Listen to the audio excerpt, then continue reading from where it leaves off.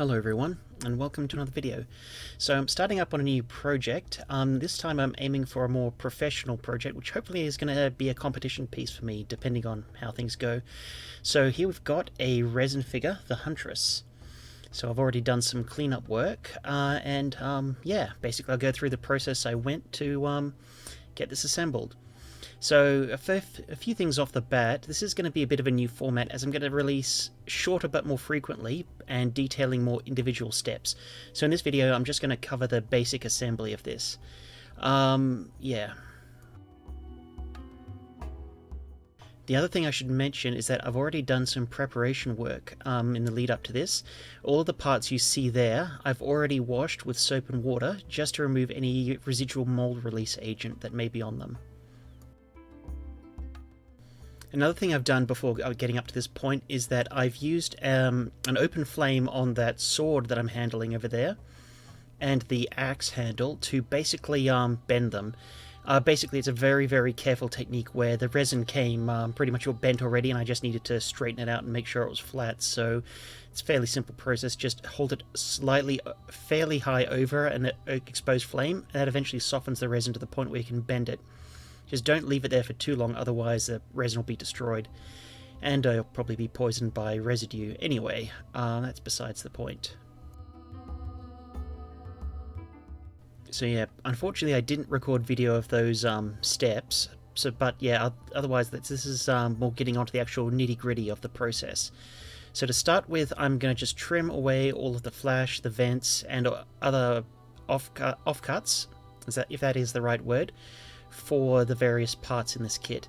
Now, I'm using a very fine grit sanding stick right there, and I'm also making use of the hobby knife there, and I also have some other tools which I'm going to get to in a moment, which I'm mostly going to use because, well, I really want to be careful not to kill any detail on this model because, for obvious reasons, it's a very reasonably large scale, so any major, problems with it and they'll stand out quite dramatically.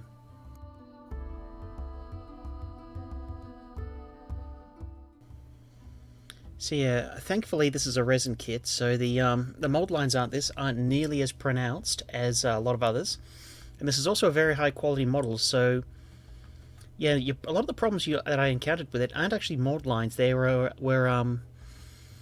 the resin not fully filling up the mold. But yeah, it's basically this is the polar opposite from the cheaper plastic kits, like Counterpoint, the other project I'm working on right now, is that the mold lines are very fine and you have to be particularly vigilant to even find them in the first place.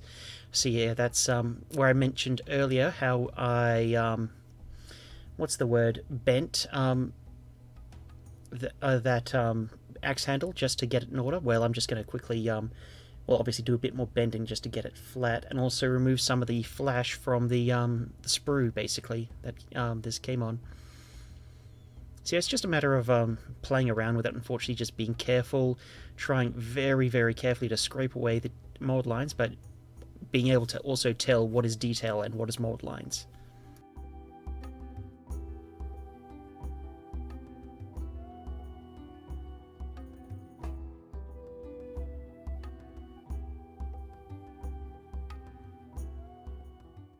So one thing I'll be doing with this model is, obviously removing some of the film and flash there, is it comes in two major parts. Basically the body of the, let's face it, Red Sonja look-alike, and the head and the cloak as a separate component. So I'm going to leave these two separate, where the idea is I'll paint the cloak separately and the head separately and then reattach them and then clean up the paint job in between them when the time comes. Since I'm aiming to try and achieve a high level of quality with the paint job on this particular model, sorry for the jittering, it's a bit of a rough, bit of effort trying to get things sanded, and the camera's attached directly to my lamp, so any time I knock the desk, the camera gets jolted as well. I apologize for that. Where was I? Yeah, I'm aiming for quality, so want to leave them separate specifically so I can get at the cloak and the back of the body, just to make sure I get an excellent paint job on both of those components. if I try to do this in one piece, while it's probably doable, I probably wouldn't have a great time, and I'd be definitely limited in terms of the level of quality that I can achieve.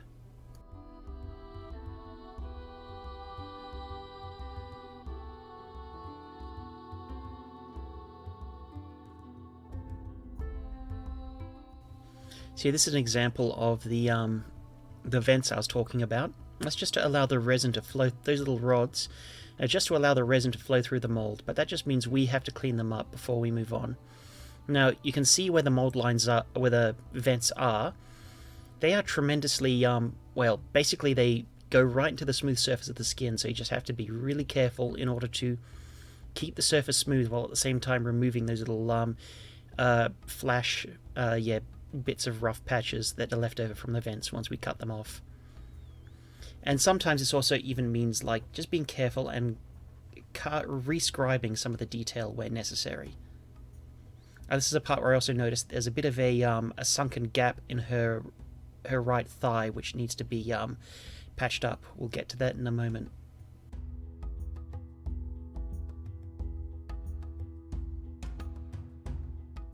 So yeah, for this sort of work, I kind of prefer to use the, well, either the scalpel or the Citadel scraper there, because, like I keep saying, the mold lines are really fine, and I want to get rid of them while at the same time preserving as much detail as I can. This basically involves just wheedling away at it and inspecting it at various stages to finally reach a point where I'm happy with it. And also watch the overhangs and armpits. That's where a lot of flash tends to hide, and it's easy to miss on the first pass.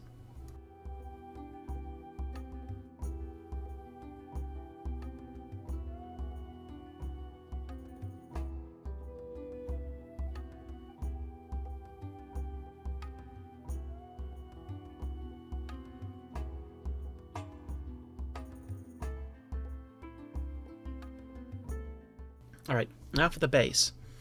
So you'll notice that there's a big ugly tab on this one, which is probably part of the original casting. So we're just going to remove it. So to do this, I'm just going to lie a fairly coarse-grained sanding stick flat, and just sort of like rub it on, rub it along the sanding stick, while being careful not to just press it down too aggressively, otherwise we might risk getting it uneven. Okay, so now we're mostly through the cleaning up, and we can actually start doing test fits to see how this will go together.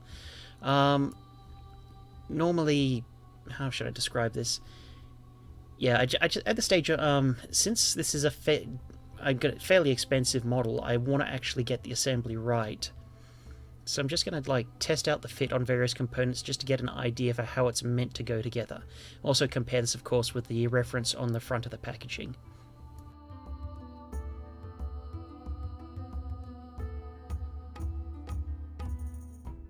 I normally have a lot of problems with resin models, but I have to say, this one went together exceptionally well. Like, a lot of, well, then again, it's actually a pretty simple kit in retrospect, but a lot of the parts were well tabbed, they mated together quite nicely. I don't think there's any putty work was really required, which is good because I don't like it and I'm not good at it. So yeah, just keep testing the fits, and when I'm ready, time to bust out the CA.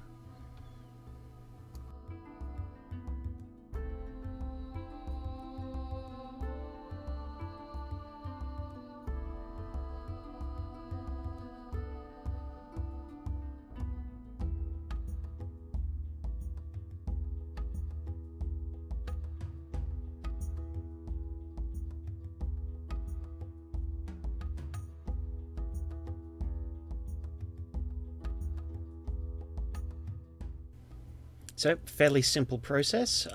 Just, I've got my some new CA. I'm trying out a few different brands of CA just to try and figure out which one works for me, because I've always had pretty much a hateful relationship with Superglue of various types. Haven't found a brand which really works and doesn't get clogged up. But, there's a first time for everything.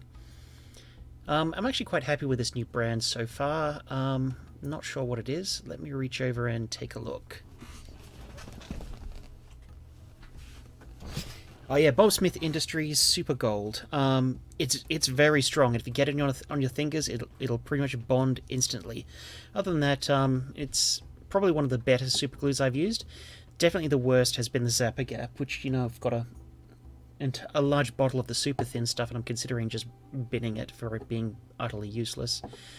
That being said, also the small GW disposables are pretty good if you're after more of a gel-like solution.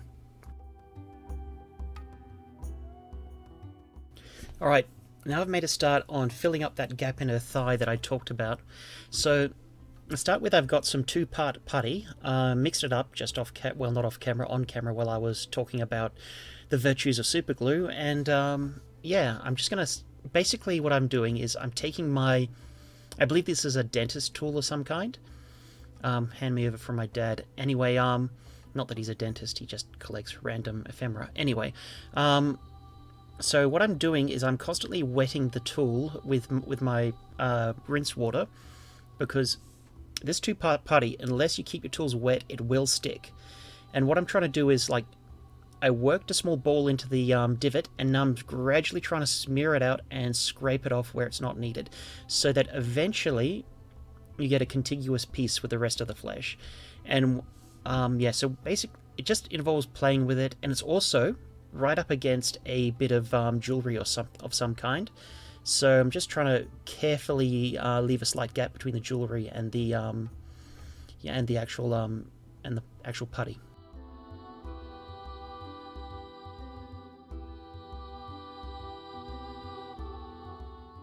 And once we got it mostly smooth via tool, we can then use our finger for a little bit, a wet finger I might add, just to quickly just flatten it out a bit more. Anyway, so now we're on to more of the fitting. It's a fairly simple process, just, you know, get the part on. I've already done my test fit, so I know what I'm doing, and there. See, the glue actually works quite well and bonds quite quickly, which is something that the Zap-A-Gap doesn't really do, so I'm definitely happy that I tried out the BSI stuff. Definitely worth it. Anyway, so yeah, now we're pretty much moving right along to assembly. Oh yeah, this is another thing I'm doing is I am going to mount the head, actually pin the head to the base. We'll get to more of that in a minute because I'm almost out of footage for this particular stage.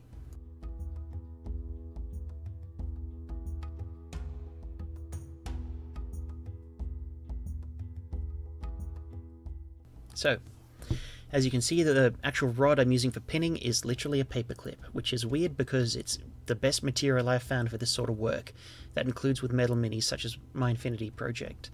Anyway, so one thing you have to be careful with when drilling your pinholes is that you don't want to go out the other side because that'll ruin the model. So just, you know, try not to play chicken with, you know, drilling it too deep.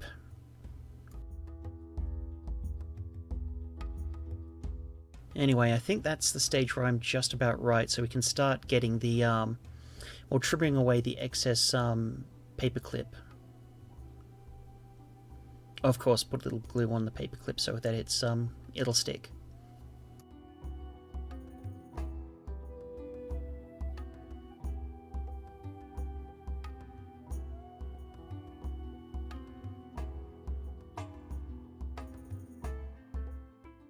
And the sword. Yeah, the sword was tricky to get on.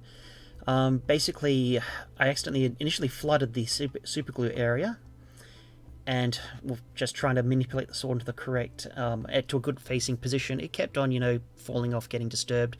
And you can see I'm trying to use a toothpick to do the work, because if I get my finger in there, it'll probably bond with some adhesive and then knock the sword away. It's just generally unpleasant. But we got there in the end. Thankfully, there's this BSI stuff does allow for a bit of working time, which, well, a bit of working time, but not much, just enough to make it, you know, easier on the modeler in question, which is me. And of course, we just chuck on the axe handle. Now it's attached via the hand, so of course, we did our test fit, and it's easy enough to stick on. Just have to hold it in place only for a little while, and then once it's more... Yeah, there's me being clumsy. And once it's more or less holding steady, we can just let it go and let it set. So, yeah, there we go. We are on the end run of the assembly stage, pretty much.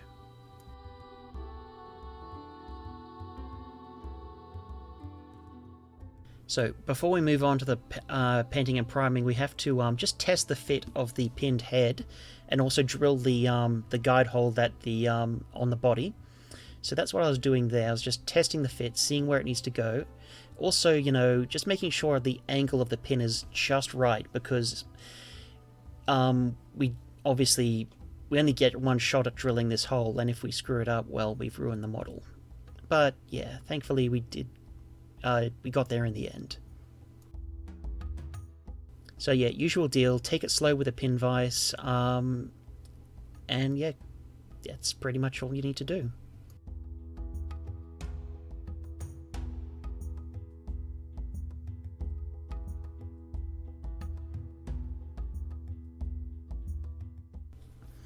So yeah, we've got our initial fit in there. I'm going to keep retesting it, seeing how deep the hole has to be and what shape the hole has to be in order to properly accommodate the pin on the head.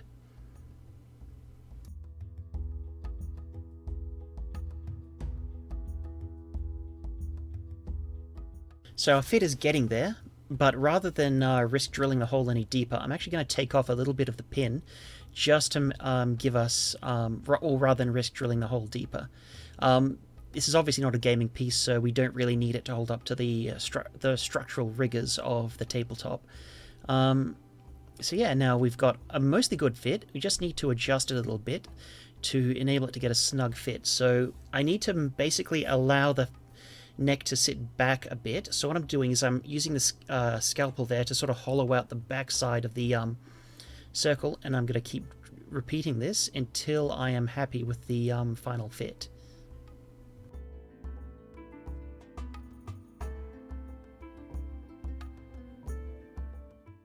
So we're actually pretty much done.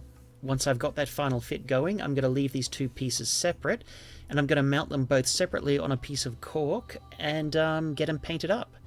Anyway, thanks for watching, and I hope you like the new format. I hope it's a little more frequent in terms of, and less long. Well, this is already 20 minutes, but anyway, see you later.